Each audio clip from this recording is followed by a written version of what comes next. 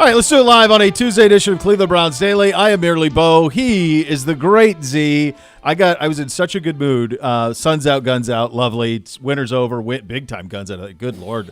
Ball's not going to spike itself on those things. But to see you in golf attire, the Masters zip is on. We've got a golf shirt. Periwinkle, is it? I think it might be. I love the shade of blue on it. I think the fit is great. You look like you could step right on the first tee at Augusta right now. I'm ready. I'd love to be doing that. Wouldn't that be something? Wouldn't it? I wonder what the weather's like down there right now. Good. Better. Got to be good. Yeah, we're good, though. We're good. Yeah, and we haven't had the rain. No. I mean, I'm guessing people are chasing the small ball today. I would hope. So I know some people who chased the small ball around a little bit yesterday and a few today. Reports? It's hard to keep the ball from being subterranean. There's too. We had snow. It's frozen. Yep. And then it had all the rain and then liquid. snow sitting on it for a month and a half. I mean, it's mush, brother. It's mush ball. Yeah. It's mush balls. Yeah. So you hit a drive and then it goes like. Yeah. Like, yeah. Yeah. I don't know. I'm hoping by this weekend though. I'm telling this report of rain on Saturday. Where are we? What are we looking at? Have you looked extended? Not allowed. Not allowed. You can't rain on this Saturday. So it's going to be 85 and sunny where I'm going. Of course it is. Oh, another vacation. Where are you going now? There's a lot of vacations out of you, Florida, baby. Oh, okay. So early Friday night. Be back Tuesday. Good for you, Gibby. Hey. 61. You're every other week. Hold on a second. Every other week? Yeah. I got you're nothing every on other there. week. Until spring break with the children, which we have to. That's we got to do that. Yeah, you got to do that. And then I have one thing in April for 3 days, and Correct. one thing in May for 2 days. Everything I've done. That sounds like every other month, really. That sounds like every other month. I'm not going to begrudge either one of you. No, we your should take vacation. vacation. Well earned. You haven't had a day off since I don't know. Sometime December. It's been a minute, but wait, look, I got vacation coming. We have spring break. Exactly. Yes. Here's what you're looking at: 61 today. Okay. 48 tomorrow on First Friday. So it's a big step back here. It's actually going to fall as the day's going today. It's going to be in the 40s by like 5 o'clock here. Yeah. So that was something that on Sunday was not in the – this is according to the great friends at AccuWeather. Then 65 Thursday, Friday's the day. Friday's the day. Victory Friday? Victory Friday. Unfortunately, we may have commitments on Friday. For crying out loud. I don't think so. I think Commitment Thursday. Commitment Thursday, maybe. Commitment Thursday. Friday. Free Friday. You know, I'm hoping for Thursday. Hey, what if in society at large this was possible? I think I got the black lung. Oh, my God. NBC tried that last night at dinner. Exactly that. NBC did? Yeah. Oh, Wait, yeah. Bootsy's already done it, He's done it 1,000 times. NBC tried it last night at dinner because apparently today they had to put like their Chromebooks. It was like reading day. So you have like a guest reader come in and then they're just going to read all day. He's like, Dad's going to suck. Isn't he a 7th grader? Yeah. Doesn't he know how to read? Yes, he does. What are we doing? Why do you need celebrity readers in 7th grade? I don't know. So open your damn book. We're at dinner.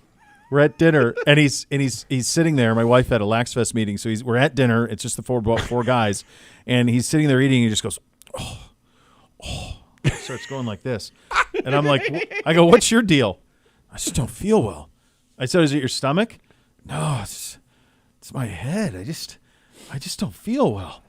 I'm like, interesting. So we continue to have dinner. Then his cell phone buzzes, and I don't allow those at the table, but he had it, somehow snuck it, and it was his girlfriend, and I heard him like start to laugh, and I went, nailed it. And apparently it was a grand scheme that all of them were going to try to take today off.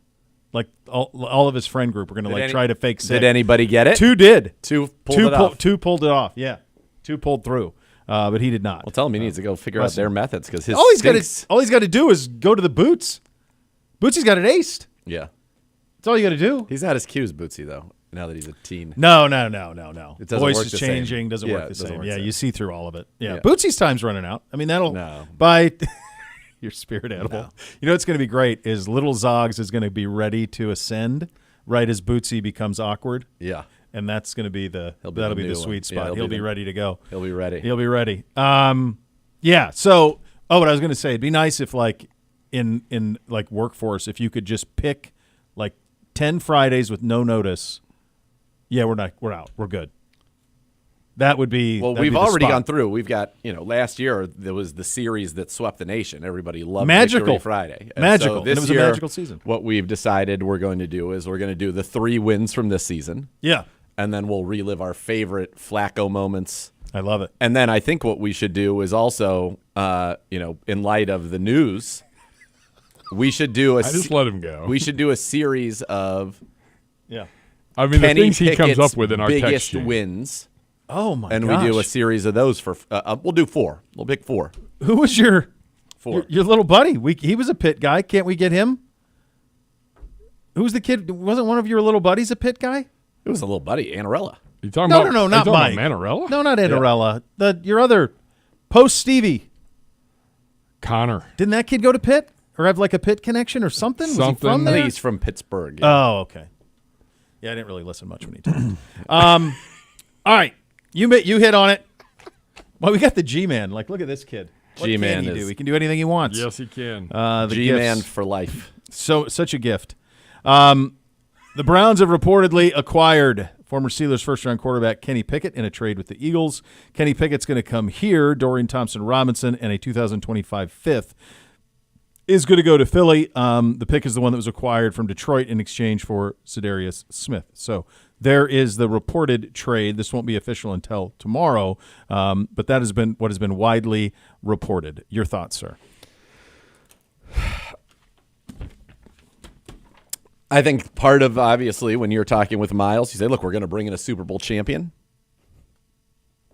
a quarterback. Guy took the knee to end the Super Bowl, Fact. He did. and now he's a Cleveland Brown.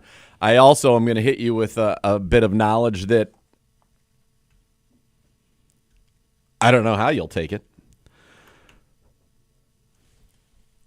I don't either.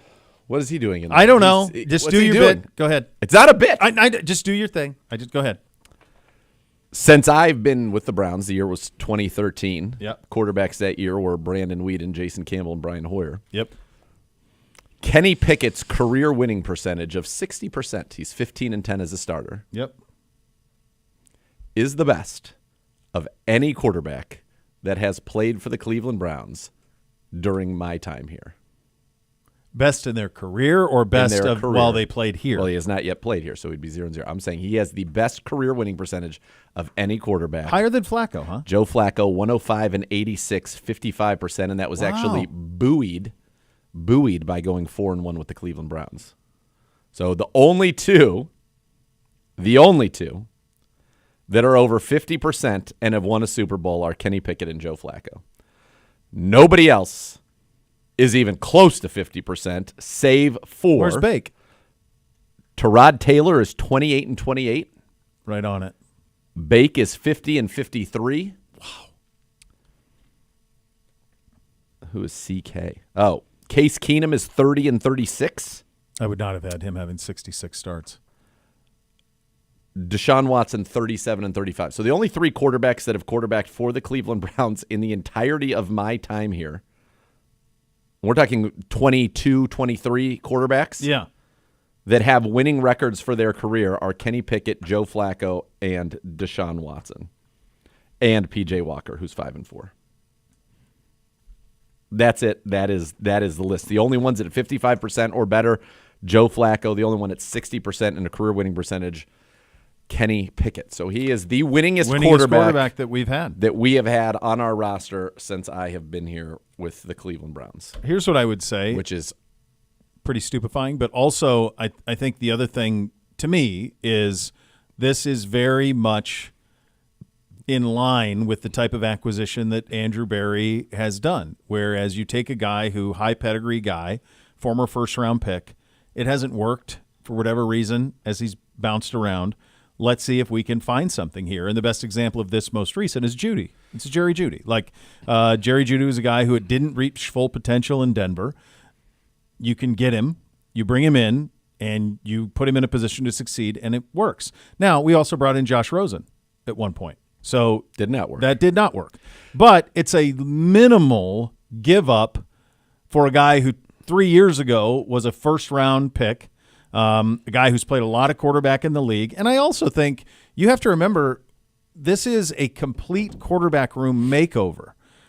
Now entirely. There's going to be 3 new faces in this room, at least 4 new faces by the time you start camp. Now with DTR gone, that's a lock. So that's minimal. So you have to rebuild the entire. I do not think this is the end of the line for us at quarterback by a damn stretch. I think there will be another veteran added. I'm sure there will be a rookie added. Maybe 2 rookies added. Who knows if we have our way. The other thing is, stylistically, this to me is the type of quarterback who would fit with what Kevin wants to do offensively.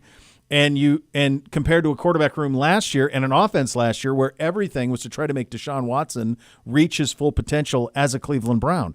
The injury happened. It didn't work. Now this is returning to Kevin's ways, and I think this quarterback room will be reflective of that. So this is, you're hoping for a reclamation project. He's still on his rookie deal. It is not expensive to you. This is a guy who in the 2 years that he started 12 games for the Steelers won 7-5. Now, it is interesting. A lot of people talk about the Steelers offense at the time Kenny Pickett was there and that it was a complete mess. Yeah. Now, you could say, could some of that be because of Kenny Pickett? Yes, but also that was an offense that from a coaching standpoint was running one of the worst offenses in the National Football League. Yeah. He only started 1 game with Philly, and in that game they played Dallas. They won 41-7. He was 10 of 15, 66%, 143 yards, a touchdown, 10 yards, 9.5 yards of attempt, and a quarterback rating of 120 in Philly, where they do not have a bad offensive system. They have a very good one. It's a swing. I don't mind this because when you think about my quarterback room that I wanted, Cam Ward or Shedeur, I was saying Daniel Jones or Justin Fields. They obviously were priced out of what we were able to do. Kenny Pickett is in that same vein because first-round pick, it's at least a bite at the apples. 26 years old. It's somebody that maybe we're able to harness in this system, something that he was not able to harness, elsewhere. Although, to be fair, as I said, he was a winning quarterback both seasons there with Pittsburgh. Not a whole lot of passing touchdowns. That's not on his resume as far as we've seen. But he is somebody whose quarterback rating's gotten better every year that he's been in the league. He does have a knack for fourth quarter comebacks and game-winning drives. Of his 15 wins, he led a game-winning drive on 7 of them. 6 of them were fourth quarter comebacks. So there's some clutch meter there that you can work with. Again, he's here to compete. I don't believe he's here to be your day one starter, but he is somebody that is here to compete and that has, you have an opportunity to have him in your program for 2 years at a very reasonable rate. He is a former first-round talent. You'll go from there. I don't think this isn't the splash. This isn't the move at quarterback. And let's be fair, there might not be a splash. There will be another veteran added, but your definition of splash would be like, whoa, like that might not happen. No, to me that has to happen at pick number 2. That's the only way. And that Kenny Pickett at least gives you the theoretical hope of this guy could be our quarterback for a while. Former first-round pick, obviously talented. It gives you the hope of that. That's a bite at the apple. It is not you can't deem that likely, right? I mean, at this point. You know that the Browns are going to have as much information on him as possible if he's being traded to them from Philly. Mm-hmm. So there it is. It's a swing at the position. It is a young player at the position. It is a former first-rounder at the position. I still think, I believe you still need to take a quarterback at 2, and if you are really set that there's one quarterback in this draft and his name is Cam Ward, go get him. If you think that Shedeur is good as well, take him. I really think if you don't take a quarterback, you're in asset accumulation mode. Yeah. But I think it's just as likely that you sit there and you take Abdul Carter or Travis Hunter. I want that pick to become a real swing quarterback.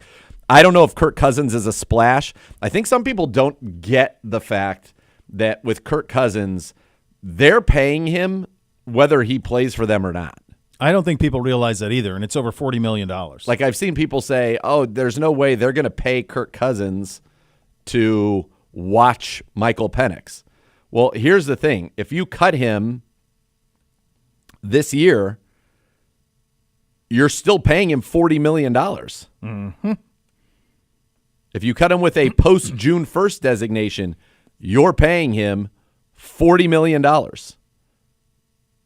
Pre-June 1st, if you cut him now with a pre-June 1st designation, you're $65 million in dead money. Mm-hmm. They're not doing that. Post-June 1st, $40 million in dead money this year. So they're paying him no matter what. No matter what. If they trade him, they still are paying him $37.5 million. I just don't see it. I don't see it happening. I really don't see it happening. There's things I'm sure that can be worked out and a way to do it, but they're certainly not going to cut him. No. So if they trade him, they're still eating $37.5 million in dead money if it's a trade. Furthermore, they're compensating him. They have a quarterback who is a second-year guy who's widely unproven, and they have a roster that's like ready to compete. Yes. If something, Penix, by the way, has been injured in his college career, had a catastrophic injury. Yes. Like he's the ultimate insurance for that. To me, so if you're like paying him, why not have him on the roster? Correct. Is kind of the sense that I would make. Back to the Pickett's thing for a second. Here is a list of quarterbacks: Justin Fields, Geno Smith, Sam Bradford, Baker Mayfield, and Danny Dimes. Okay? Okay. All 5 of the names on that list over the last couple of years you could have had for a bucket of balls. Yep. And all of them signed deals that will pay them. The cheapest deal on here is Danny Dimes at upwards of 17 with incentives. Yep. 14. This is the price of the position. So when folks, there aren't enough boats on the Titanic. Yep. There aren't enough great quarterbacks out there, Nope. right?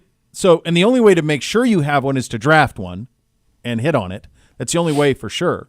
This goes all the way back to the acquisition of Deshaun Watson. When someone that talented becomes available, you have to do what you can to acquire them. Yes. Coming off of what he was the last time he played a full season in Houston, when he led the NFL in passing.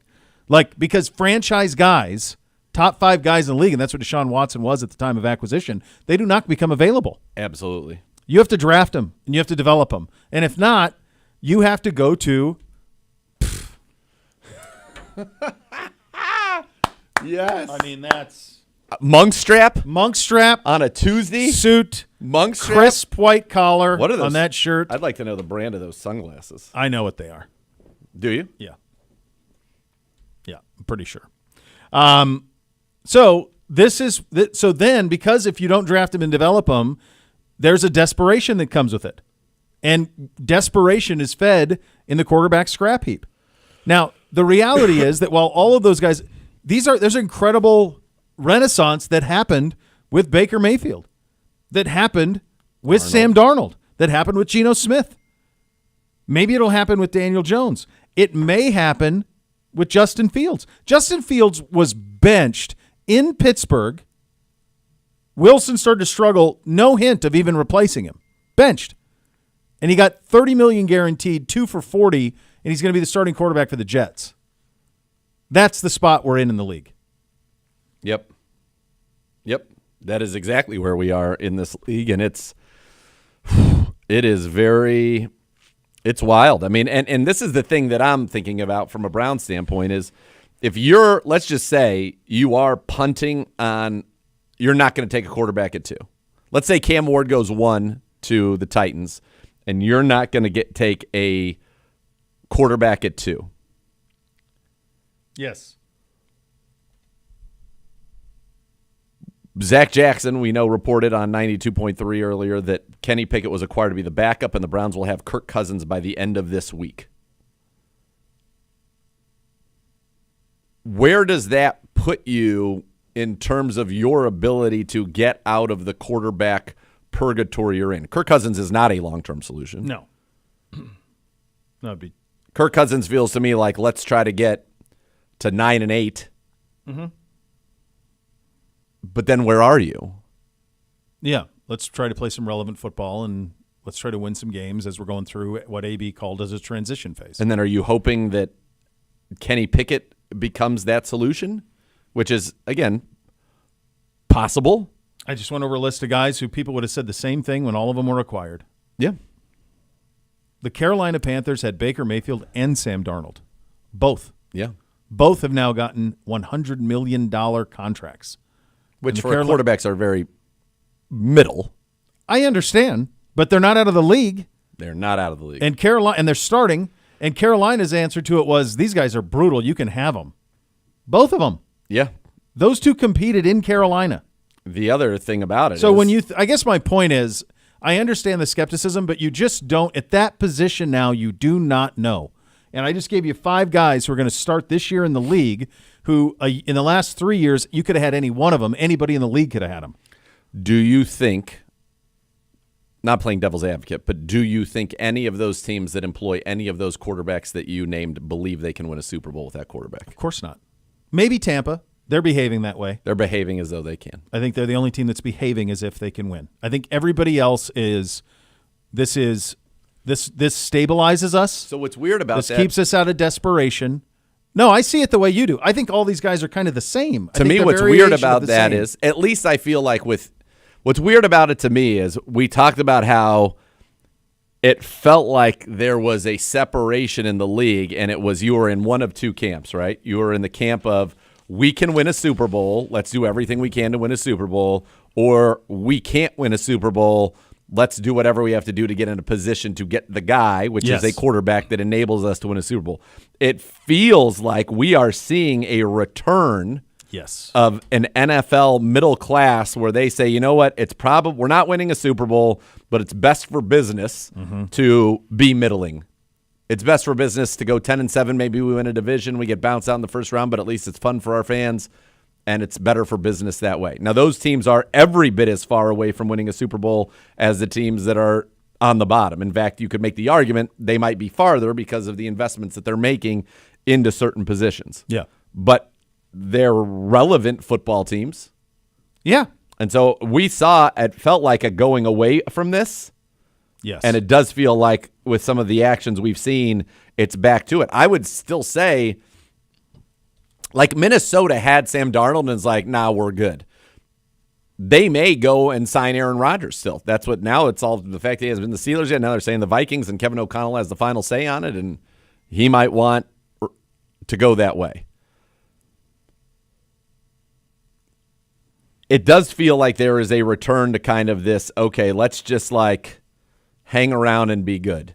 And listen, I think it's an incredible observation out of you. Well, thank you. As soon as you started with it, I knew where you were going, and I agree with you. I think what we've learned over almost a decade of, hey, let's go to the bottom, right? Let's try to get to the bottom and be able to draft our quarterback at number 1 overall, is that guess what? There are no sure things. No. At quarterback. So when you go to the bottom, you can do everything right, and you can be pick number 1 or pick 2, pick 3, whatever, and it might not work. There are no sure things at quarterback. And what I think we realized, I remember this with you when I first started doing the show with you, and we talked about 1-31. 1-31 is painful. It's hard. It's hard on an organization. It's hard on a roster. It's hard on a fan base. In the end, this is heavy stuff we're doing right here. I didn't know we were going to get into this, but it's kind of just the truth of it. In the end, what fans want, yes, they want to win a Super Bowl, but they also want success on Sundays. Until they don't. And, yeah, there's a tipping point. Pittsburgh's there. They're there. But if you think about Cincinnati was there. Cincinnati was there with Dalton. Like, man, I can't do this anymore. There's a ceiling. We're hitting our heads up against. We can't win a Super Bowl with these guys. But if you think to even go back to the end of last season, you and I, from our perspective, from a roster building perspective, would say, and we're rooting for us to win because we love the team and all of that. But we're also saying, like, as the losses stack, this is better for us in the future. We weren't going to make the playoffs anyway, but just human nature, you're saying, well, the higher we pick, the better. If you went to Huntington Bank Field and you went down there in those games where it would have behooved us to lose, the fans are cheering like crazy to win. They don't want to lose. When you're in the moment, you don't want to lose. Right. When you're invested, you don't want to lose. Yep. And I think you're right. And I think the amount of pain it takes to go to the bottom without there being a sure thing, I think what you're saying is true. That's bad for business, it's bad for morale, it's bad for fan base, it's all of it. And 7-10 is better than the gamble of going all the way to the bottom. I think that I think you got it. I think the middle class is back. I don't necessarily agree with it. I just don't see where. I'm just going to through the Browns lens. Then, if not now, when do you get that opportunity at a quarterback? And I just think the notion that any year everybody's mad that you gave up a bunch of assets for Deshaun Watson and it did not work out. Mm-hmm. If you're going to want to move up for a quarterback, if you do go 7-10 or 8-9 or 9-8 or 10-7, where are you getting the quarterback in the draft? And by the way, if you move up to get him, you're giving up 3 1s again. Like, you have an opportunity to take one at least right now. And to me, the downside of that rookie not working out is at least you probably get another low-cost swing at it next year. Mm-hmm. So it definitely feels, though, there is a 100% middle classification of the NFL happening right now. And I still think it's almost, it kind of keeps the people at the top. Really. Mm-hmm. It really does. Yes. I mean, you look at right now who, and some teams have made moves that tell you that they believe. AFC, okay, Buffalo, Kansas City, Baltimore, Houston fully believes they're doing whatever they can. Mm-hmm. I think believes, but maybe they have some work to do would be Cincinnati, right? They're going to believe as long as they've got Joe Burrow. Yeah. Okay. NFC right now fully believes that they can do it. You've got Philly. You've got the Rams. Commies. I think you've got Washington. Detroit. Green Bay. Minnesota is acting the way that they are acting 100% like they're in. And I would say that Tampa is acting as though agreed they can. I don't know that they can, but they're acting like they can. That's 1, 2, 3, 4, 5, 6, 7, 8, 9, 10, 11. That's 12 of 32 teams. Okay. Mm-hmm. Now, the reality is in what I would call this middle class, the Niners I would always have in this list, but they just seem to be decimated and they've got some contract issues. Transition phase. They seem, it feels like. So I'd still put them in the middle class. They're not bottoming out. No way. No. So middle class in the AFC right now, I would say you've got, and then hold on, future QB on the rise. I think there's 4 classes. And then there is like bottom. Yep. So right now, middle class in the AFC, we'll go by division, would be New England goes in future quarterback on the rise. Miami's in the middle class. Yep. Jets are bottom right now. I think they are bottom right now. But they brought Fields to try to maybe like get to the middle class or hope that they're in the future quarterback on the rise. Fields is the lottery ticket. Yes. If it hits, then maybe you don't. Maybe you can pivot. You hit a break, and the talent is realized. Yes. It's a swinging on a lottery ticket. Yep. All right. AFC, our division. I think Pittsburgh right now is trying to be in the middle class. I think if they get Rodgers, they think they would be up, but I'm with you. I think they're middle class. Me too. I think right now what we're aspiring to be in this season is middle class. If we were to get I think that's fair. If we get a Kirk Cousins, that's what that says to me. Mm-hmm. AFC West, we've got, hold on, the Chargers, I believe they're Super Bowl champions. Kansas City and Denver. Denver does as well. All right, so that ups that. And then the Raiders are bottom. I think middle class. Well, Geno Smith, you're right. They're Geno the Smith. personification of what Geno we're talking Smith. about. Let's be middle. Yep, okay. Like, we got to win some games. All right, and then we've got AFC South. Tennessee's bottom. Indy is middle class. Yeah, and I think Houston thinks that they can win. Houston thinks they're in, and Jacksonville's middle class. Yeah, they're middle class with. Yeah. NFC East. Dallas right now probably thinks they can win. Yeah, I don't, but they probably do. Yeah, or they're middle class. Yeah. All right, Giants are bottom. Eagles can win. Eagles can win. Washington can win. All right, then you go to the North. Detroit, Green Bay, Minnesota. We all have there, and I think Chicago believes its future quarterback on the rise. Agreed. Yeah. NFC West. Rams are up here. Arizona's in the middle class. Niners are in the middle class. Seattle is in the middle class. The personification of what we're talking about. And then you've got the NFC South. Tampa we have up here. New Orleans with Derek Carr is middle class. Middle class. Carolina's future is quarterback on the rise. And Atlanta's probably on the rise. Quarterback on the rise, yeah. So you really have right now, and I think there are a lot of people with the Browns that would put us in this bottom list. Mm-hmm. So let's just say we're there. You have 4 teams in that list right now. In a 1 quarterback draft, 2 quarterback draft. Mm-hmm. You still have Aaron Rodgers, Russell Wilson out there. The future quarterback on the rise crew is good. Denver could really probably fit in this category more than Super Bowl, but they're being aggressive. Mm-hmm. You actually have more teams now, 1, 2, 3, 4, 5, 6, 7, 8, 9, in the middle class and in the future quarterback on the rise in the bottom. Mm-hmm. That was not the case. Was not the case. It used to be like 0. Mm-hmm. And you've got 1, 2, 3, 4, 5, 6, 7, 8, 9, 10, 11, 12, 13, 14. 15. If you're being loose with the definition, half of the league really thinks they can win the Super Bowl right now. Yep. Half of it. Half of it. And then the next, we said 9 here. Mm-hmm. So that means 75% of the league now thinks they can win the Super Bowl or is in the middle class. The future quarterback on the rise team probably think that they're of that ilk as well. Like in the reality, they're not bottom.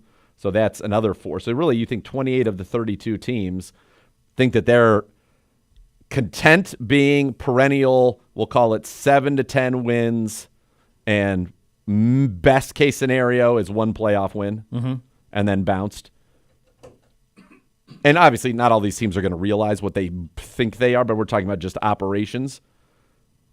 These 4 quarterback teams certainly think they can get, or Chicago definitely thinks they can get to the playoffs. I bet Carolina does the way Bryce Young finished season. Atlanta, that division's kind of open now. Now you have 3. You might have 4 competitive teams in that division. Mm-hmm.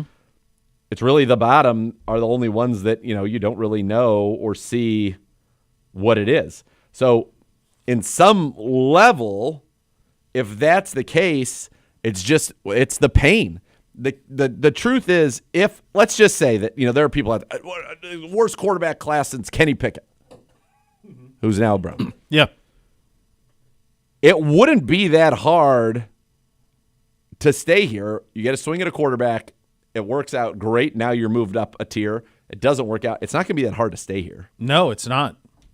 It's easier to stay down here than maybe ever before. Yeah, you could get a lot of it since we did it the last time. But that's pain, and that's also now saying I'm only one of, 4 teams that stinks? Yeah. And nobody wants that. No. And by the way, if Rodgers ends up with if Rodgers ends up with any one of these teams, they're not bottom.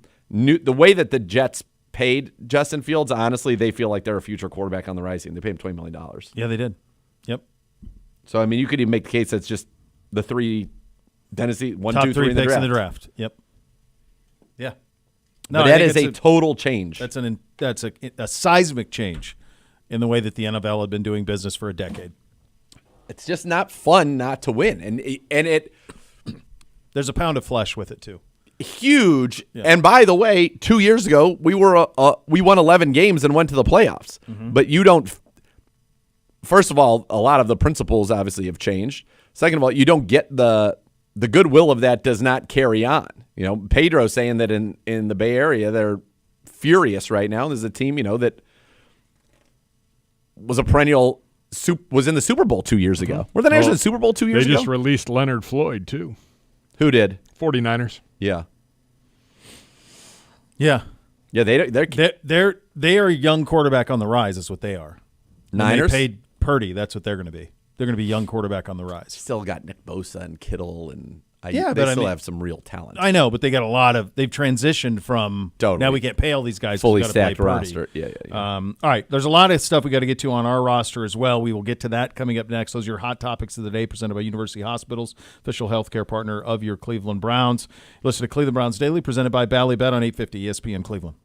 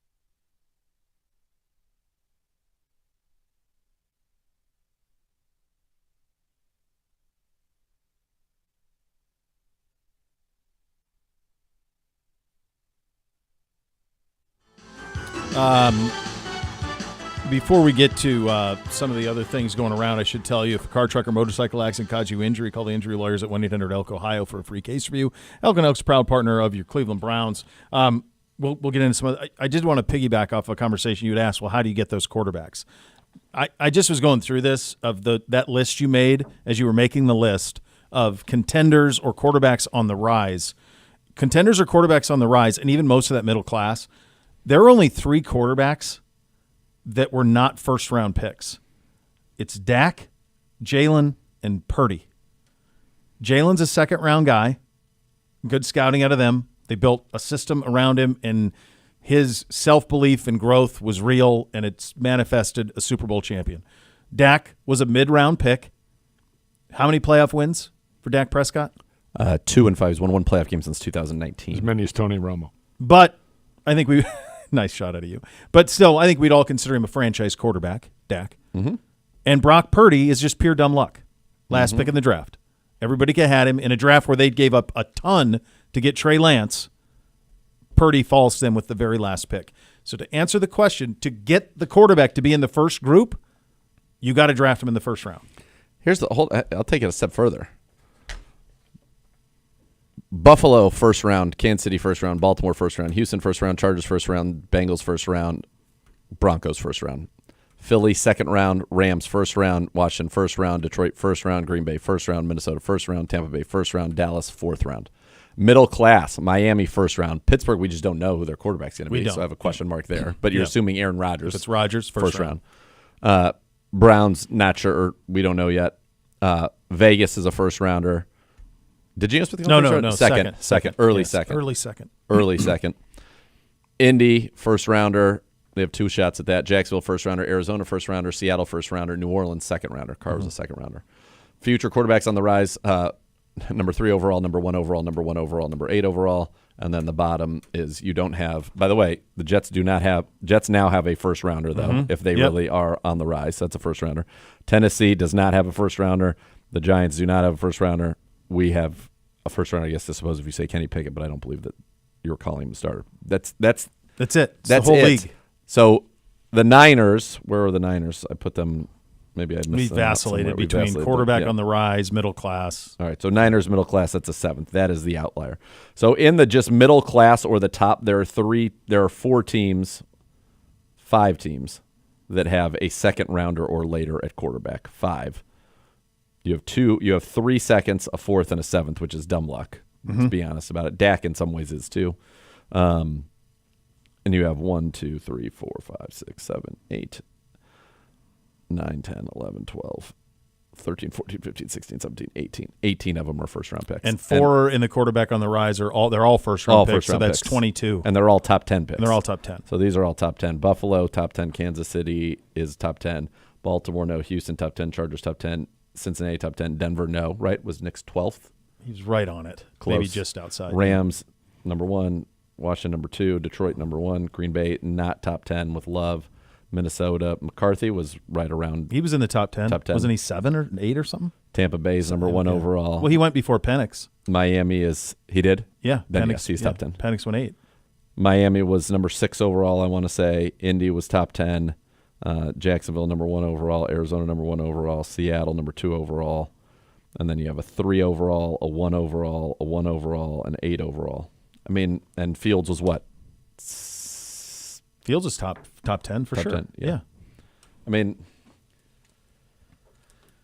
that's it. And there are some people, it hasn't necessarily worked out with the team that drafted him. That is also, that's fair. But there is something about that talent and that pedigree that certainly has manifested itself in the National Football League. Again, if you don't have a quarterback, you can't win consistently.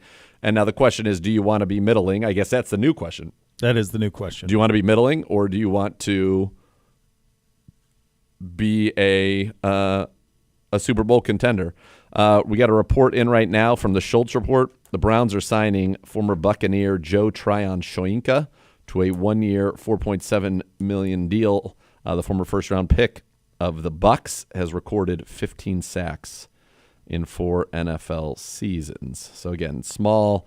So that says to me Perhaps you release Obo Okoronkwo, save a little bit of money there. He's the 32nd pick in the 2021 NFL Draft.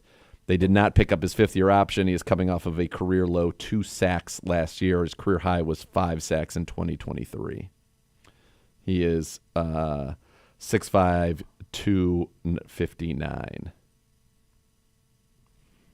So that would my guess there. That means that Obo would go, and you would replace him with Tryon Shoyinka, and you would have Miles, Alex Wright, Isaiah McGuire, who played very well down the stretch, and Joe Tryon Shoyinka would be your 4 defensive ends. Yeah.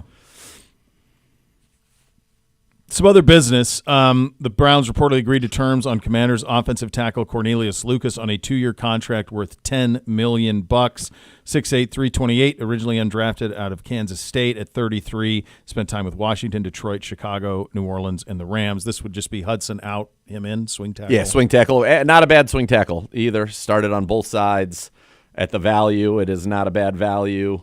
Yeah,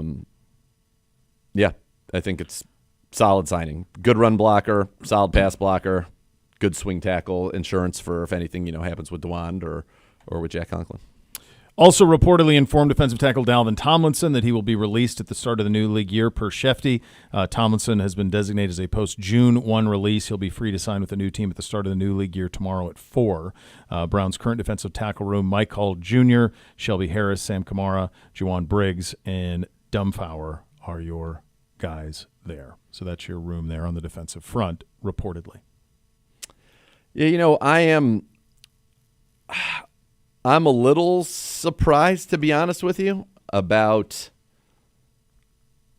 Dalvin. Mm-hmm. I don't really quite understand that one. I think, like, if we were talking yesterday about it, there are reports that the Browns, were linked to Hargrave, but he's now going to Minnesota. I mean, they got Hargrave and Allen. They just completely remade their defensive tackles.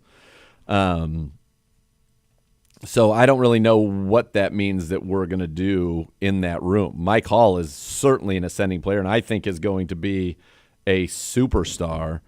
But that room is interesting to me. Shelby, you've got him. It's not – that was a room where it's like, oh, man, we almost have too many guys a year ago. Yeah. And, they like Juwan Briggs. I think he showed plenty. But you need another dude in there. I think. I would agree. Now maybe you're drafting one again earlier than people maybe think. We'll see. So to the quarterback conversation and where we sit on that, right now we have one quarterback, reportedly Kenny Pickett. Yeah, by the way, Kenny Pickett started against DTR and the Jim's return to the booth. Oh, that's DTR right. beat him here in Cleveland. That's right. And they get swapped for one another. Yeah. Yeah. That is wild. DTR was a good kid, man. I liked him. Yes, I wish him well. I hope that maybe that system will fit him a little bit better. And I like him. Hopefully he can be their backup. I really have always been a big DTR guy. Definitely did not work out on the field in games. Obviously was very good in practice, was excellent in the preseason, just never worked out the way that perhaps, we thought it was going to on the field in games, and hopefully this will help him out. So in terms of the teams still out there that need a starting quarterback, Steelers, Giants, us, Titans. Unless the Titans want to go Levis. I mean, Levis was a second-round pick a couple years ago. They could. I guess he was their starter last year. Yep. So that I don't know if they're in. It seems like the momentum is that they're going to go quarterback number 1 now, based on what they did. But we don't know that. It's a lot of hearsay right now, and it's a lot of hypothesizing about what these teams could do. The quarterback's still available. Aaron Rodgers is still available. Russell Wilson is still available. Joe Flacco is still available. In terms of the pedigreed, aging quarterbacks, those guys are available. They are out there. You can sign them. Yes. And then you get into the Jameis Winston, Marcus Mariota, Carson Wentz, Jacoby Brissett. That world is the next group that's still out there to be signed as well. Yes. It feels to me like Rodgers is Steelers. And I know I saw the same reporting you said about Minnesota. They loved McCarthy. So McAfee is saying right now, McAfee is saying that he believes Aaron Rodgers will make his decision soon, and that decision is good between the Steelers and the Giants. That makes sense to me. And if you're him, unless you just want to not move again, and like you just like the New York area as a place to reside for 8 months out of the year, and you don't want to move. If winning matters, it's Pittsburgh. Dude, they win with. He's going to be an upgrade for what they've been. Listen, the fact is, you're right. You're right. There's a ceiling on it, but like Philly, Washington is no picnic in the NFC East. That's my point. Yeah, no, there's. I think the winning is easier in Pittsburgh and can come quicker in Pittsburgh than it can. Their defense is great. Right now, they have two big-time weapons on the outside, and they got good tight ends. They'll go Jalen Warren at tailback. I think that's actually better than Najee, so that's fine. Yep. So, yeah, to me, if I'm him and I care about like trying to go out on, trying to have some level of success at the end, and honestly, Pittsburgh and Green Bay are a lot similar. The towns aren't, but just in terms of like the tradition of winning, historic, all of that, it might be a decent bow on a career. Probably not ideal. I'm sure he wishes he could have played for the Rams if Stafford would have been jettisoned. Yes. That would have been a home run. Yes. But that's not going to be in play. So of his options, if on the field matters, I would think that it would be Pittsburgh. Yeah. And then do the Giants pivot to Russ at that point? And again, none of this would preclude them from taking a quarterback. No. At all. I'm not sure that really anybody who acquired anybody is precluded from taking a quarterback, other than I just don't think Seattle will at this point. Yeah. Yeah, I don't know. Yeah. That's where you're at. That is where you're at. It's just a very it's an interesting shift in the league landscape, and it's an interest again for the Browns. The question is, if you're punting on this, if you are not taking a quarterback at 2, are you hoping that somebody falls? Are you hoping that Shedeur, as we've seen some of these mocks, that he does fall, and then you come back into the first round and get him? Again, that seems hard to do. I don't know. I just don't know where you're. If let's say we get Cousins, that's what we'll say. That's what people are saying, wanting. Okay, let's say that is the plan.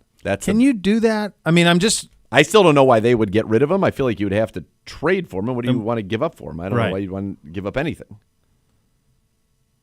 I mean, you're hoping that what you saw last year is indicative of a guy that just wasn't fully healthy, because that was not good enough last year outside of 2 games against Tampa Bay. Mm-hmm. And by the way, he's not going to be playing in a dome. No. I like Kirk Cousins. Don't get me wrong. Oh, we were huge. I mean, we talked about him all in Minnesota on Vikings Daily. MVD, baby. Yes. Yeah. High flying. All of it. It's very Lot to interesting. like. And the But weird it's thing been to a me while now ago. is like all these new mocks now, ever since Schefter said, I'm not sure about the Browns taking a quarterback. It's either Carter or Hunter, and then Shedeur goes third. Now, I don't know if he goes will. third to the Giants, yeah. Back to where we were at the combine, right? Yeah. Yeah. So that's that's where you're at. And the Rodgers domino will be next. And then who was it? Charles Davis, who had quarterback swing 1, 2, 3? Yep. Mm-hmm. Yeah. So, who knows? But one thing that we do know is we've had a seismic shift in the way that NFL teams view themselves and success. That's happened. Yep. That's a big departure from what the league has been for almost a decade. Yep.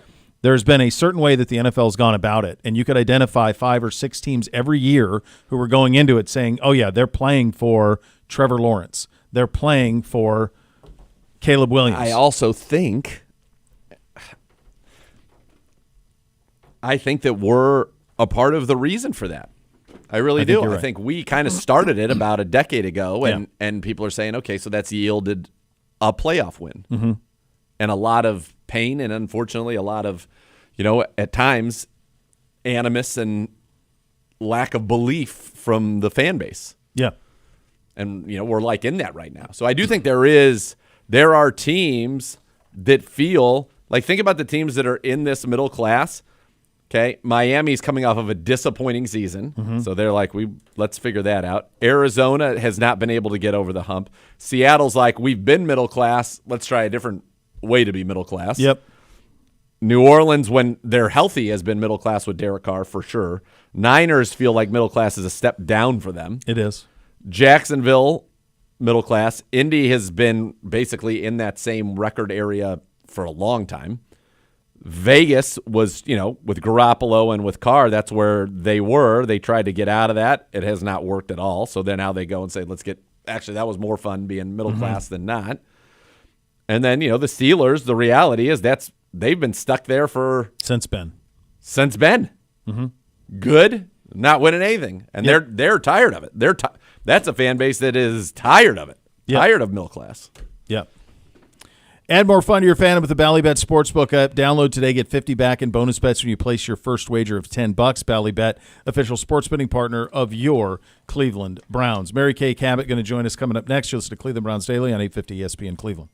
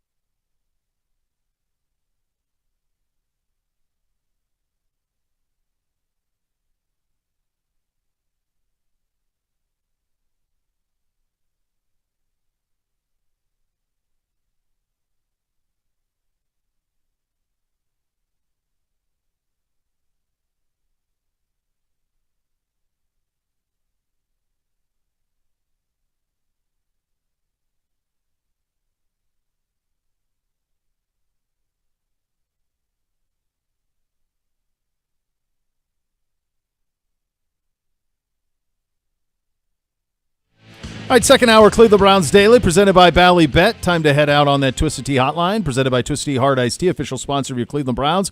Keep it twisted, Cleveland. She is Mary Kay Cabot, one of the best in the business, cleveland.com, and she joins us there. Mary Kay, thank you so much for taking the time. Let's start with what you are hearing at the quarterback position as the Browns are concerned. Obviously, Kenny Pickett reportedly yesterday acquired, but now what, if anything? What are you hearing? Well, I'm hearing that the Browns really still will keep looking in the veteran quarterback market and still hope to land another vet, perhaps someone who could play that bridge role, come in and maybe start some games until your rookie is ready. So I think they have an eye towards doing that, and they're probably working on it as we speak. Mary Kay, who would be some of the names you would think in that kind of another veteran bridge role? Kenny Pickett, he gives you another bite at the apple, right? First-round pick, 26 years old, winning quarterback in this league. In fact, believe it or not, he has the best career winning percentage of any quarterback who has quarterbacked this football team since I've been here in 2013. But another veteran, who are some of the names you're looking at there? Well, one of the ones that I wrote about yesterday was Russell Wilson. I think that he's somebody that they should be taking a look at in the event that Aaron Rodgers signs with the Steelers. Russ would become free. I think he's someone that could come in here for you and accomplish that goal of starting in place of your rookie quarterback, especially if the Browns decide to go away from quarterback at number 2 in the draft and get one a little bit later. You might need someone else to come in here and start half the season or 3/4 of the season or even more than that if you go that route. So I think it's a fluid situation right now, but Russ is somebody that I'm intrigued with. Now, Kirk Cousins, we've been hearing that name for months and months. The problem with Kirk is he's just not available yet. And will he become available? I have been told that a person with knowledge of the situation said they don't believe that he will be traded or released before the draft. Now, I don't know if that's entirely true or not. You have to take a lot of what you hear at this time of year with a grain of salt. So who knows what could happen there. But that's the way that it was put to me, that they don't think that anything could be imminent there. Well, yeah, I mean, the fact of the matter is, and I think people are overlooking it, they're paying him $37.5 to $40 million this year, whether he plays for them or not. So you'd probably say, if you're the owner of that team, if I'm paying $40 million, I'd like him to be here in the event that Michael Penix gets hurt. So I would be surprised if he becomes available. It just doesn't. I don't understand the get from the standpoint of the Falcons on it.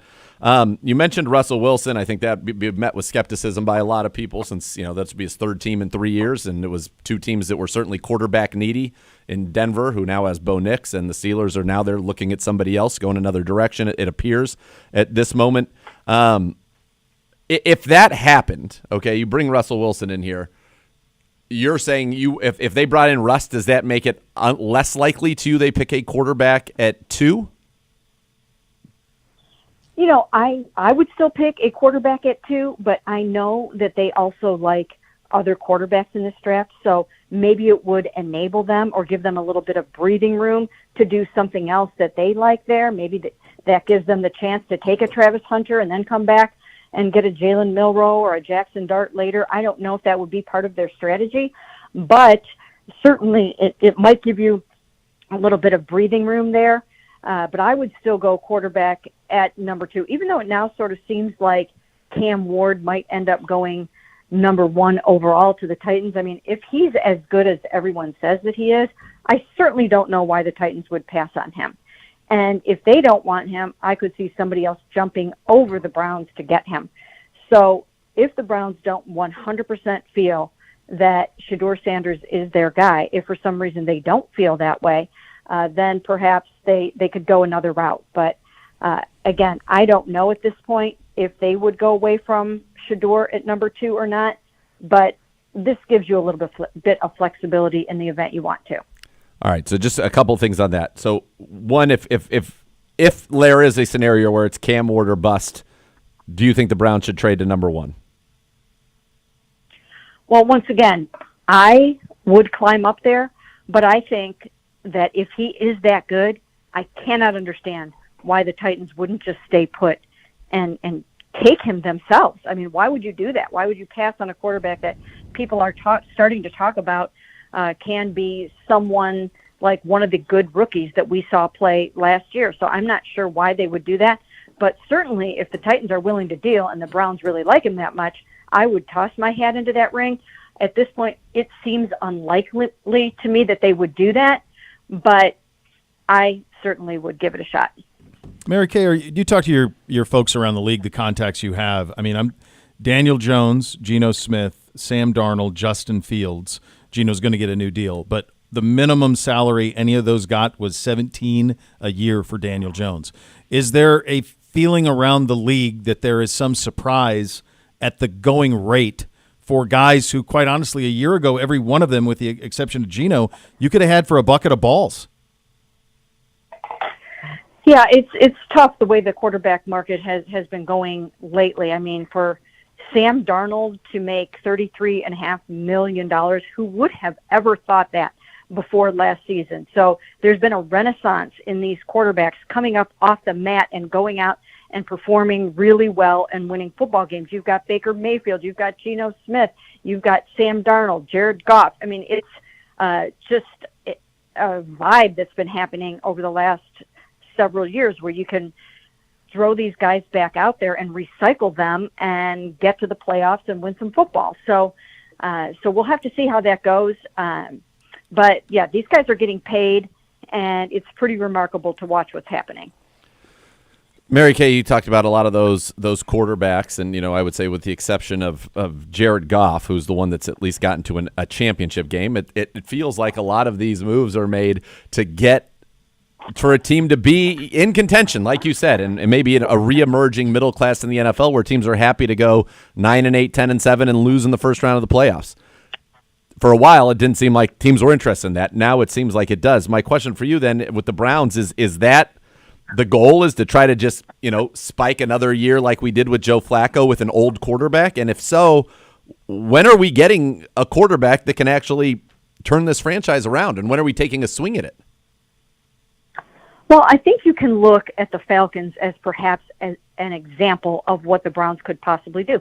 They ended up with Kirk Cousins. They paid him a ton of money, more than the Browns can pay a bridge quarterback this year. But they paid him a ton of money, and they still went out and drafted Michael Penix at number 8 overall, their quarterback of the future. The Browns absolutely have to be looking for their QB of the future. The problem is this is not supposedly a great year for quarterbacks. So there isn't that clear-cut, 4 or 5 guys that you think can come in like there were last year.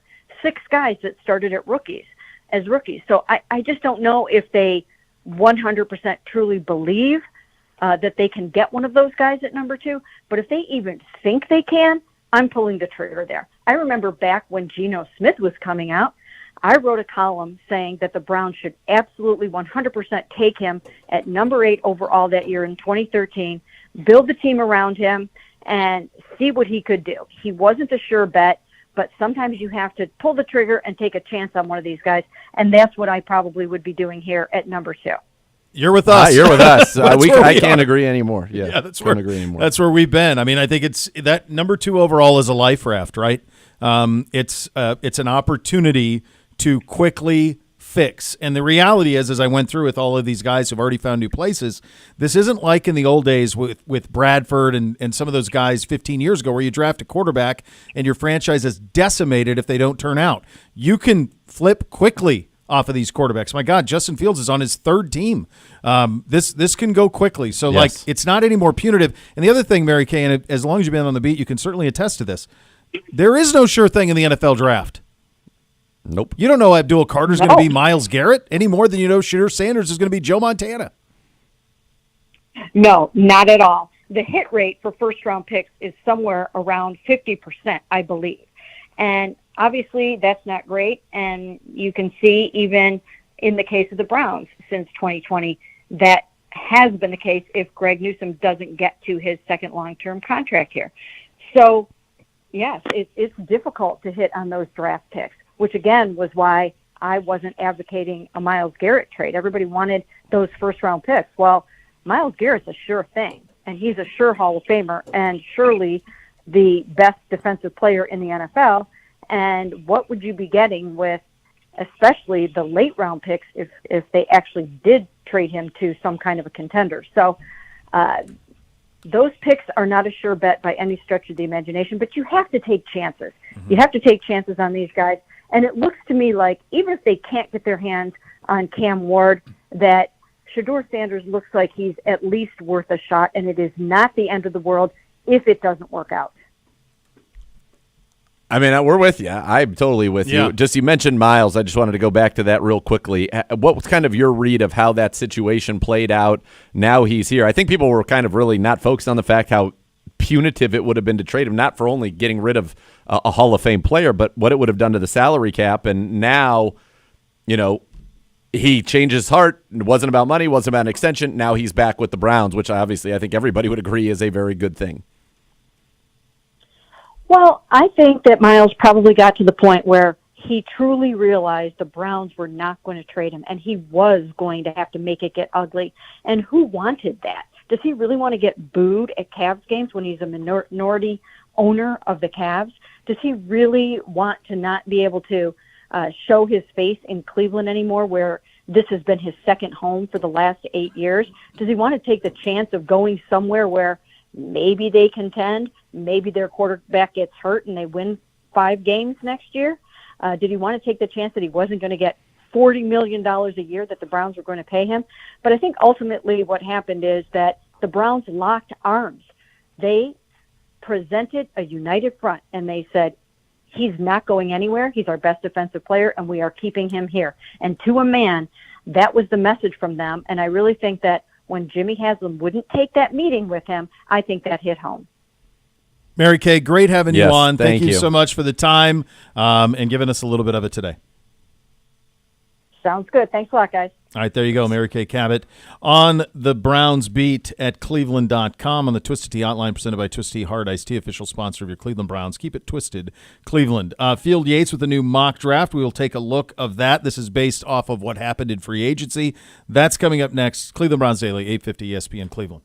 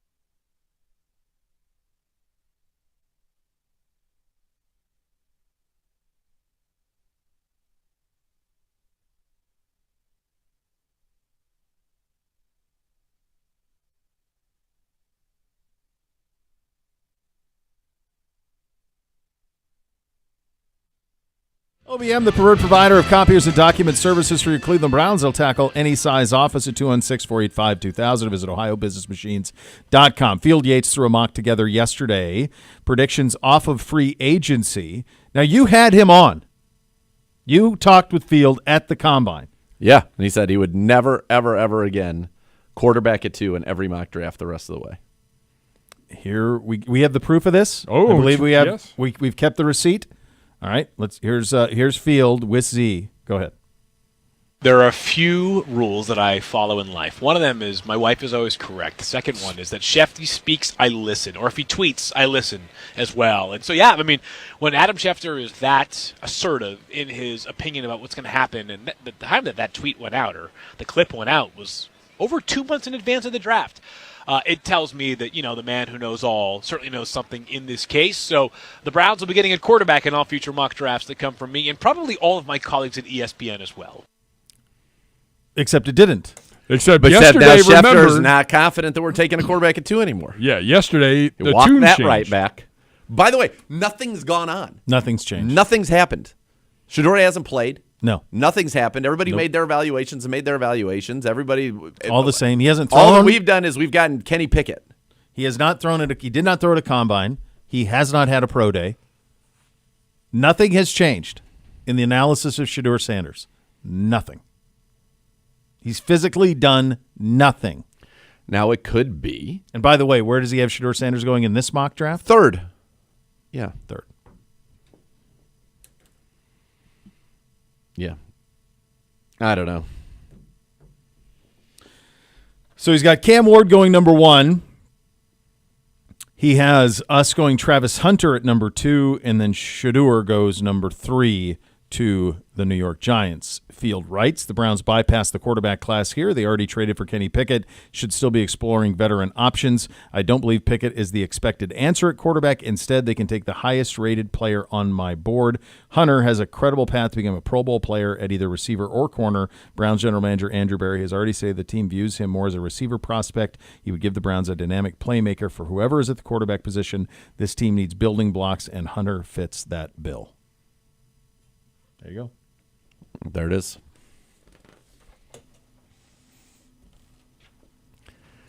The one thing I'll say about this Kenny Pickett thing is, had it just been a swap, it wouldn't have. It's not that it doesn't surprise me. I understand. Again, first-round pick. The Tryon Shoyinka is a first-round pick. They're looking for things like that. But when you give up a 5 and a player, to me it sounds like they think he's like the backup. And so to me, if it's Russell Wilson and Kenny Pickett, which would be Wow, that'd be wild. Wild. 2 Steelers quarterbacks? where's the rookie fit into that?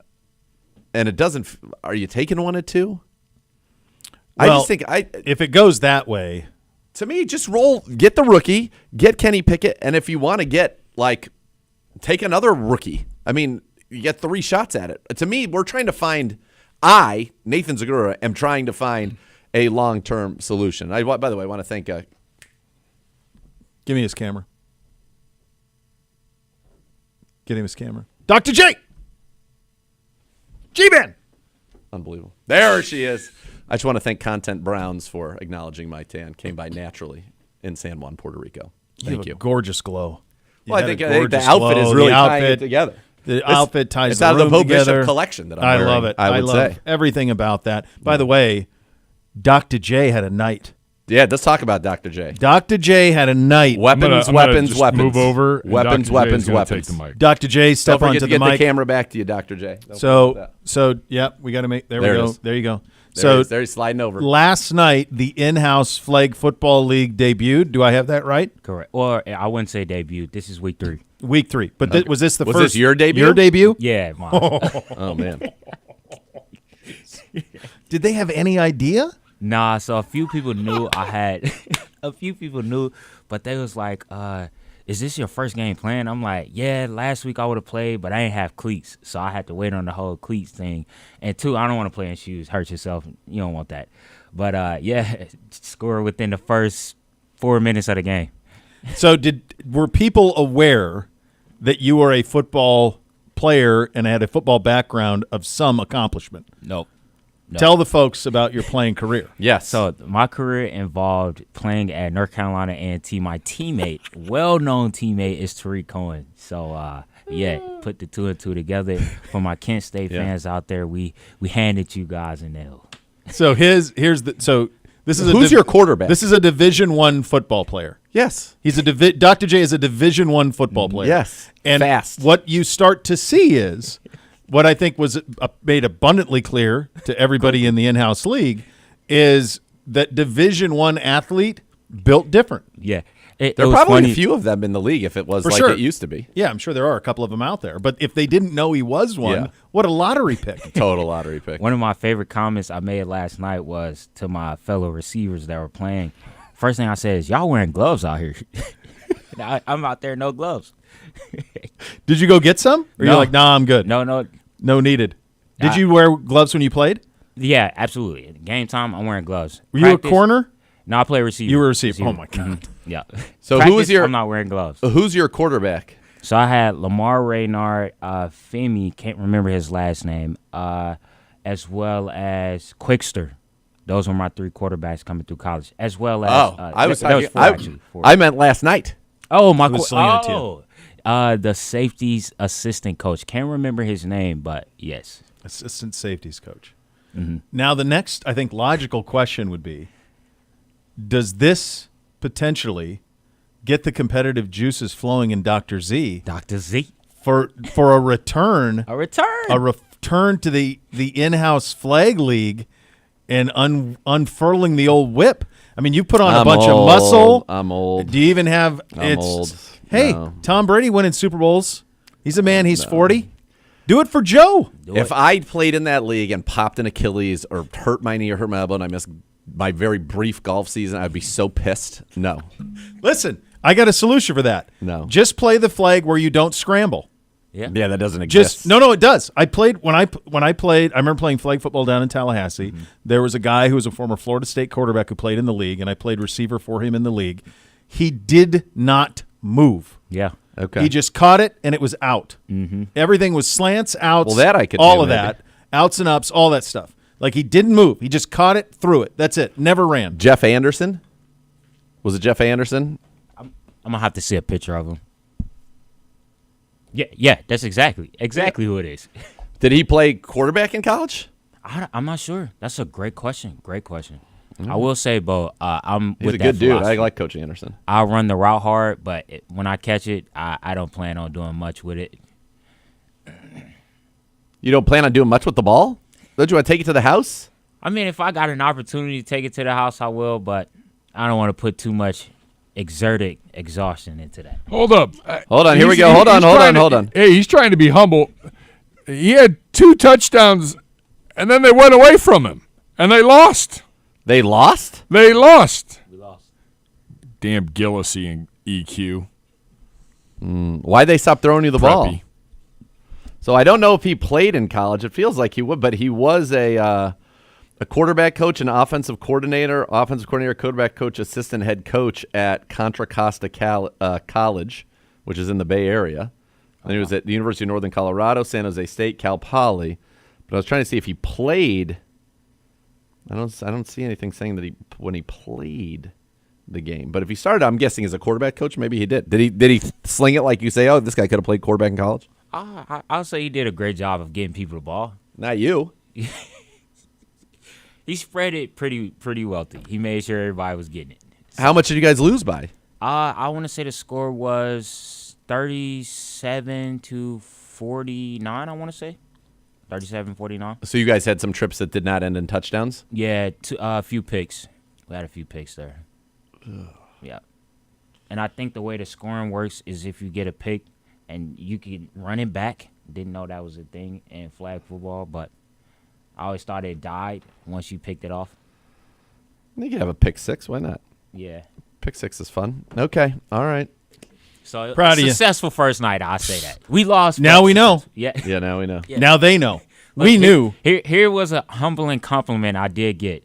when I was walking past the opponent team, they was like, "Bro, you are really fast." I'm like, "Nah, some of those times you just wasn't looking, and I was just behind you. That's all it was." Humble. Jay, I am going to say, though, like, I'm not going to lie. If we're out here distributing the football, a big part of flag football is yak. And you're like, I don't want to do anything when I get the ball. That's How's fair. that? What kind of a pitch are you making to the quarterback? I wonder if That's he's fair. just slow played this whole thing.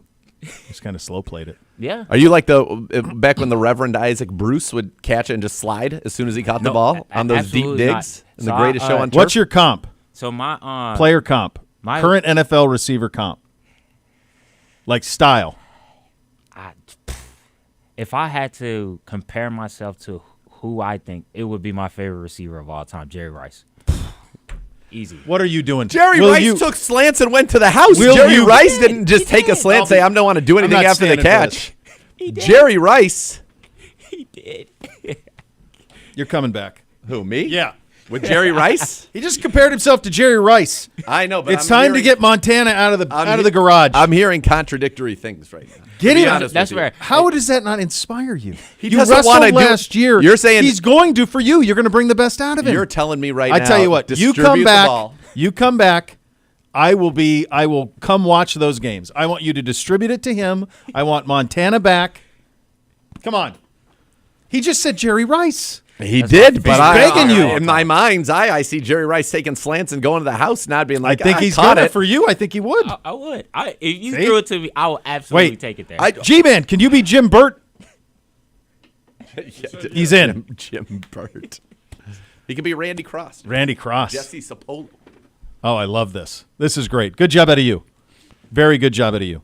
I want you to be an electric factory, though. When you get, I want I think a you can 2-yard bring that pass out of to him. be a touchdown. I think you're the man to get It that should out of him. be no matter where you catch the ball, touchdown. I think you can get that out of him. Okay, all right. That's what I think. All right. We got winners and losers from free agency day one coming up next. You'll listen to Cleveland Browns Daily presented by Bally Bet on 850 ESPN Cleveland.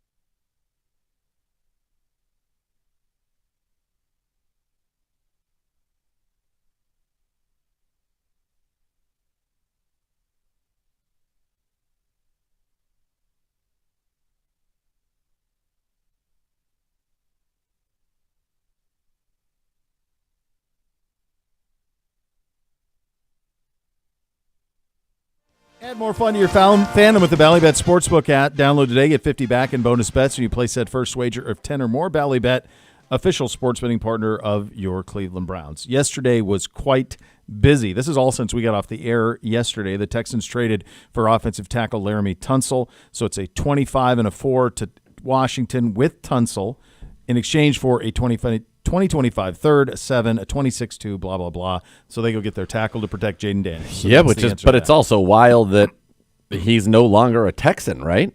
Sure is. I mean, that seems surprising to me. What was their biggest issue was their O-line. He was their best offensive lineman, and now they've turned over, I think, 3 of the 5, which you'd say in most cases if things weren't good, that's a good idea. But perhaps if it's, not going so well, then maybe, I don't know. Yeah, you mentioned that. Kenyon Green goes to Philly from the Texans for C.J. Gardner-Johnson. So you mentioned that offensive line going to be brand new down there. Former Steeler running back Najee Harris has agreed to a 1-year deal worth $9.25 with the Chargers. I actually think he'll fit in well there. I do too, and it's really a no-risk deal whatsoever for them. I mean, he's an upgrade over where Gus Edwards was, I think, last year for them. I'm kind of surprised they haven't brought back J.K. Dobbins, who played well for them. But again, this is a great running back draft, and his compensation there, I think, is indicative of the fact that it is. Yes. That it is such a good running back draft. It's just a 1-year deal for him. So. Yeah.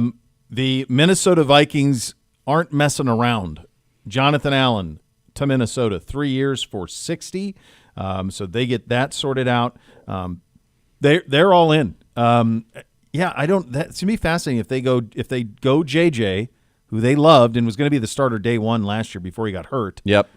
Or do they risk it with? It seems like Rodgers is out because it's between Giants and Steelers for him. That's what they say. Yes. Yeah. So it seems like it'll be. Who would you put in? You'd want to make sure you had a very competent backup behind JJ. Like that is that veteran. I know it's a hard thing. Who is that? Is that a Brissett? Is that a Mariota? Is that a Flacco? Flacco's thrived in that type of offense with those weapons. I mean, he'd love to throw bombs over Baghdad to those two. It is. I think it would be so interesting if they go Rodgers. That would be, which again we both think is unlikely, but that would be very interesting. Well, for him to mimic Favre's path too would be wild. Yes, of course, that would be very, to mimic wild. It exactly. Javon Holland reached a 3-year, $45 million deal with the Giants. Grady Jarrett, former Falcon, he goes to the Bears.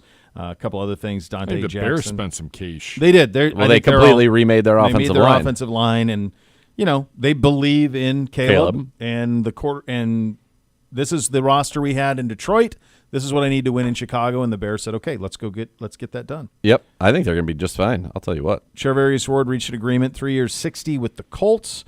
The Rams are planning to release Cooper Kupp after the new league year if a trade doesn't materialize. Zach Wilson on a backup deal for $10 million bucks to back up in Miami for Zach Wilson on that. Well, that's at least somebody that's a good. I don't mind that for them. I like the ball of clay. Yeah, and it's.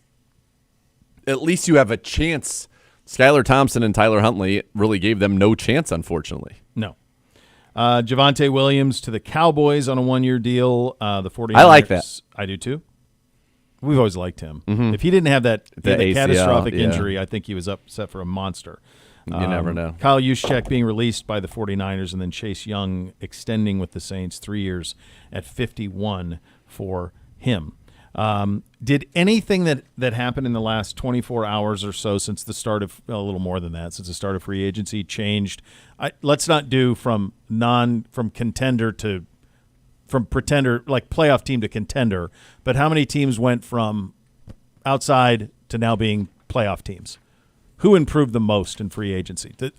Minnesota, if they hit on McCarthy, but they were a playoff team. They went 13-4 for crying out loud. It's hard to imagine them doing better than that. Are the Bears? The Bears did a lot. I would think the Buccaneers did a lot. The Bucks really just kind of reloaded. Yeah. They kept kind of what they had, and they made the Hassan Reddick as a new ad. Washington, I think, has certainly improved. The Rams getting Devontae Adams. But they were a playoff team. I mean, yes, they were. It's a lot of the playoff teams staying playoff teams. I would say that Yeah, that's probably it. I think that, you've seen New England and the future quarterbacks on the rise on rookie deals. You've seen New England and Chicago and Carolina, to an extent, be aggressive. Atlanta can't be as aggressive because they're paying a quarterback like he's the guy. So you've seen those three teams be aggressive. I think they've all improved themselves. Tennessee signing of paying that kind of money for the left tackle is so interesting if they're doing anything but taking a quarterback at one. And I mean, if we were doing TTD, I mean, we'd be pounding the table. Like, what are we doing? Yeah. You got to take quarterback. Yeah. Yeah. It's so hard. It's so hard right now around the league because there is a set of thought that is in place prior to the combine. Then there's the group think of the combine. And then there's this time leading into free agency. And to go at the combine where there wasn't anybody who thought Tennessee was going quarterback. Nope. Not a soul. Nope. To here we sit, like, what changed? Cam Ward hasn't worked out. I don't know. And so maybe this is just people getting together. Maybe somebody is becoming, it's obvious to them that they need to go ahead and take a quarterback there. By the way, having this be the picture of Cam Ward's uniform it's crazy. It's an affront. It is. Yeah. That's so the picture. That's a Houston Oilers uniform. Yeah. That is not a Tennessee Titans uniform. No. And by the way, what type of identity crisis do you have if your best uniform is from a different town? Just give it up, man. Yeah. Let them have it. What are you going to do with it? It's a spite store upon spite stores. We would be so good as the czars of sports. We'd Commissioner really be great. Commissioners of Common Sense. Yeah, we'd be so good. I got to give you some flowers. You predicted Daniel Jones. If I were Daniel Jones, that's where I would go. That's where I would go. I mean, you've got a great run game. You've got a big possession receiver. You have a game-breaking field stretcher. You have another downs. You have a good receiver. Adonai Mitchell they drafted. If I'm him, I'm pounding the table. Get me Warren or Loveland, depending on what they think fits better with what they want that tight end to be. I think Warren's more of a big behemoth blocker, not Gronk, but would win in a way that Gronk won, whereas Loveland is more of like a Kelsey, a route runner, just a stud. But that's what I would certainly be asking for. I'm surprised, to be honest with you, that wasn't a more popular like, I think Sam Darnold has a better chance to win and would have had a better chance to win in Indianapolis than he does in Seattle. I think so. You even mentioned that with Stafford. Remember, like at the combine, we're like, that's where, if I'm Stafford, that'd be the spot, is there. And I know you've been very high on it. My only thinking is that Indianapolis, like Minnesota, they would bring you in, but you'd have to compete with the guy we drafted. Yeah. And so maybe what Indy was saying is, Daniel Jones, you can come compete with Anthony Richardson. Like, we're not going to. We're not willing to say that Anthony Richardson's not in our plans. That's it. Yeah. And I wonder if that's also what drove Darnold out of Minnesota, because it seemed like they were like, we want you back, but at this price, and you're going to have to win the job against JJ. And he was like, well, no, I'm good. I'm going to take more money to be the starter in Seattle. So that's the one thing I was kind of curious about, if maybe that's what kept people out of Indy. It's possible. Because the spot's great. The division's very winnable. Yeah. But they weren't really linked to any of these other guys either. They weren't linked to Darnold. There's nothing. Nothing. No. It was basically that. That's what it was. It was basically Daniel Jones. Yeah. The Bucs, as we mentioned, they were aggressive. They kept their own guys. They got Hassan Reddick as well. So they're in a run it back, let's go chase it situation. The Patriots have been very busy. A bunch of guys brought into the mix there. A lot of defensive help. They feel obviously ripe to be going weapon at 4 or offensive tackle. Maybe the kid out of LSU or weapon. But, like, they've kind of addressed everything else defensively through free agency, right? Yeah, but to me, they were the team that was supposed to get T. Higgins, overpay for Godwin, trade for DK Metcalf. They got none of it. Like, who's Drake May still throwing the ball to? I don't know. That's why I think they got to go weapon at 4. So that if Travis is gone in the first 3 picks, then that's got to be McMillan. But some people have him dropping down the 20s too. I don't know what to make of any of these things. I really don't know. I don't either. Hard to say. Yeah. The Bengals are a real. Now, here's the thing with Cincinnati, and I could see their ownership doing this. All their guys are under contract. Hendrickson's under contract. Jamar Chase is under contract. T. Higgins has already been franchise tagged. Yep. Like, I could see them just rolling the dice and hoping that Joe will convince them all to play. But Jamar Chase, it's going to get real ugly if they don't. You see his thing, what I'm worth plus tax. Yeah. Like, he's not messing around. No, they had a chance to get it done, and they certainly did not. We'll see. Now this is, again, I don't know how much is with this, but we were talking about the Colts, that the Giants are co-favorites to trade for quarterback Anthony Richardson to get him with Brian Dable to try to get him back on track, which would, to me, only happen if Aaron Rodgers is the one who goes to Pittsburgh. I am surprised that it has not happened yet. Aren't you? With the Richardson or the Rodgers? That Rodgers is not done. Well, I don't think it can officially be done until tomorrow. Like, he's still on the Jets But side. it But could yes, be. I agree with you. Here's what I don't know. Because it's him, I don't know what his why is. For sure. Who knows? Yeah. Is he trying to decide if he even wants to play? Yeah. You know, I don't have any idea. Yep. It's hard to say on that. So it's been wild, though. I'll tell you that. Last 48 hours or so. So much more to come. Cleveland Browns Daily, 850 ESPN Cleveland.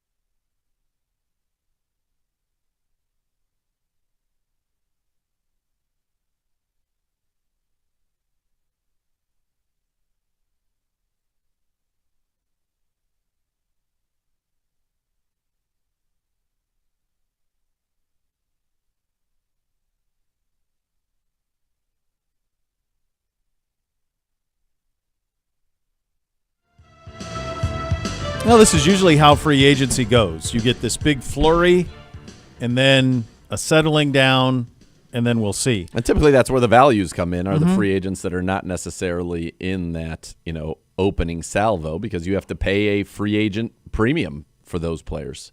I still think it's just wild to wrap my mind around the quarterback money that went out to guys who you could have had for like $1 million. Yeah. $2 million Yeah. a year ago that all went out. Like there is not enough high quarterback play. And what we stumbled on, folks, go back and listen to the first hour of the show, because we went over what it organically happened, a discussion organically happened, but I think it's an absolute fact of where the league is now versus where the league had been for a decade. Yep. And I think the idea of, is Justin Fields the franchise quarterback for the Jets? They might not even believe it, but he's fun. He'll win some games, and he'll sell some tickets, and they'll be excited about watching him play from time to time. And there's value in that. Of course, clearly that is a trend that we are seeing around this league. All right, J-Mac. Dr. J. We'll do one of the days after the show that we're able to. We're going to go have a throwing session. We're going to have you run some routes. I'll sling it to you, and then we'll see if that's enough to coax me out of retirement. It's coming. Oh, is he coming. back? I knew it. He's back. 1 minute. When you mentioned We're Jerry back, Rice, baby. He's back. I got to go find my Jeff George jersey. No, we got to go Montana. It's hanging in the. I can only play as one man. No, you got to go as Joe. You're a different guy. I am a different. You're not deep guy now. Now you're going to be no movement, in the hand, out quick. Pop. It's You're Joe. not putting You're field yourself general. in harm's way No, at all. field My general. arm, Throw though, the from ball and 15 go. years ago today is totally different. It's been well documented, but I want it all underneath. 30. I mean, Lynch in wants the you year to. 2014, when I had cooked up one of the craziest ideas ever, that was actually a lot closer to happening in reality than people think, and we can discuss this on a day where there's not a lot going on. I was demanded by the general manager then of the Cleveland Browns at the time that I had to throw the ball at least over 60 yards before it was considered. Right. 15. I walked right out there, 64, boom. Boom. And he said, okay. All right, you can. Okay. But now I think who my knows? arm might fall off. You can't, well, but we're not. New quarterback. You're Joe now. Okay. You're throwing It's short, inverted. letting It's it- inverted. letting the Let him youngster live. yak it. Even Gibby's got your support. I feel like I'm like, you guys are saying basically I'm like post-broken neck Peyton Manning. No. Well, he won a Super Bowl. He did. Next level's next. Cleveland Browns Daily 850 ESPN Cleveland.